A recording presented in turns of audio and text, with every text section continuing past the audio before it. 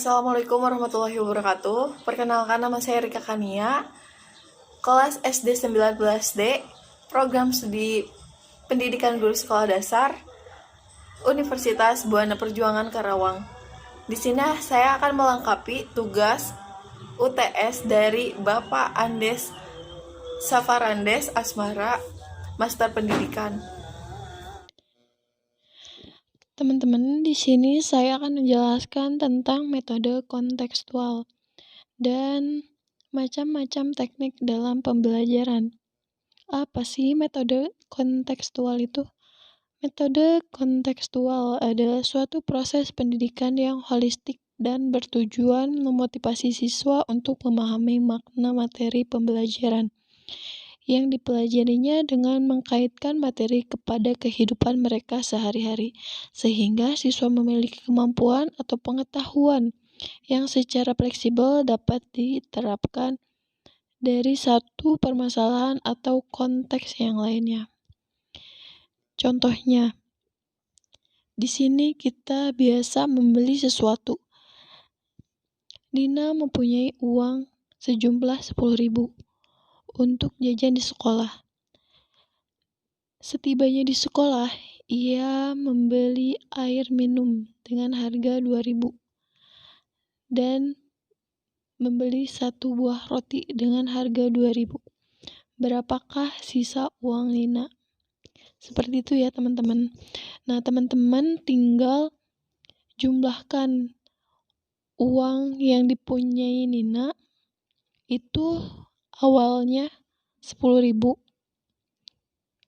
dikurangi membeli air 2.000 dan satu potong roti 2.000. Jadi tinggal dijumlahkan saja, dikurangi. Oke teman-teman, hasilnya itu ya benar 6.000.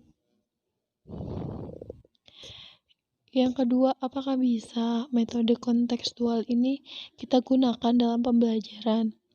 Nah, dengan menggunakan metode kontekstual dapat menambah kemampuan berpikir otak anak atau peserta didik, karena dalam metode ini sang anak atau peserta didik diajarkan untuk lebih aktif dalam pembelajaran. Selain itu, pembelajaran lebih produktif dan mampu menambah pengetahuan konsep kepada siswa. Nah, di sini ada macam-macam teknik dalam pembelajaran. Yang pertama, teknik keterlibatan siswa merupakan sebuah teknik yang sangat berguna dalam pembelajaran matematika. Teknik ini digunakan atau menggunakan objek siswa, yaitu siswa diikutsertakan untuk pembelajaran ini. Teknik ini biasanya menggunakan satu dari 3 bentuk berikut, yaitu keterlibatan secara lisan, keterlibatan secara fisik, atau keterlibatan secara tertulis, dan simbolik. Karakteristik teknik keterlibatan siswa didik, contohnya Adi, Nana, Hana, Dodi, dan Cici mengikuti pemilihan ketua kelas, di mana Adi mendapatkan suara 5 lebih banyak dari Nana dan 10 dari Hana. Cici menerima 12 suara kurang dari Dodi dan 15 suara lebih banyak dari Nana. Tentukan suara atau urutan mereka. Nah, di sini kalian tinggal tulis nama-namanya dulu, lalu masukkan jumlah-jumlahnya. Teknik yang kedua yaitu teknik analogi, yaitu suatu teknik yang berusaha menciptakan suatu cerita untuk mengilustrasikan suatu konsep karakteristik. Contohnya, bila siswa ingin pindah ke kelas unggulan, maka siswa harus berprestasi. Yang ketiga yaitu teknik menggunakan model.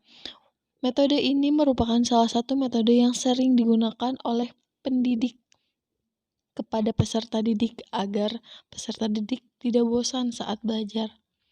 Teknik ini menggunakan gambar. Teknik ini menggunakan gambar atau bidang agar mudah dipahami. Contohnya bangun datar, yaitu persegi, panjang, dan segitiga, dan lain-lain. Teknik permainan adalah salah satu teknik yang dalam bimbingan kelompok digunakan sebagai objek untuk merilekskan ketegangan-ketegangan fisik atau psikis dari individu. Agar siswa lebih rileks, kita menggunakan teknik permainan ini. Contohnya, siswa diminta berhitung dari samping kanan ke samping kiri, lalu dilanjut ke belakang, di mana setiap angka kelipatan 5 mereka diminta untuk mengucapkan door. Nah, yang terakhir itu teknik simulasi. Adalah teknik untuk mempresentasikan atau menirukan kondisi real suatu sistem nyata dalam bentuk bilangan dan simbol dengan memanfaatkan program komputer sehingga menjadi mudah untuk dipelajari. Contohnya yaitu dalam perdagangan, sering kita lihat simulasi keluar atau masuknya barang. Nah, di sini saya mempunyai contoh untuk menyelesaikan masalah matematika di SD. Yang pertama itu memahami masalahnya terlebih dahulu, teman-teman. Di mana teman-teman harus mengetahui atau memahami apa sih masalahnya itu. Yang kedua, menentukan strategi penyelesaian masalah. Nah, di sini teman-teman itu membuat strategi untuk menyelesaikan masalah. Yang ketiga, menyelesaikan masalah.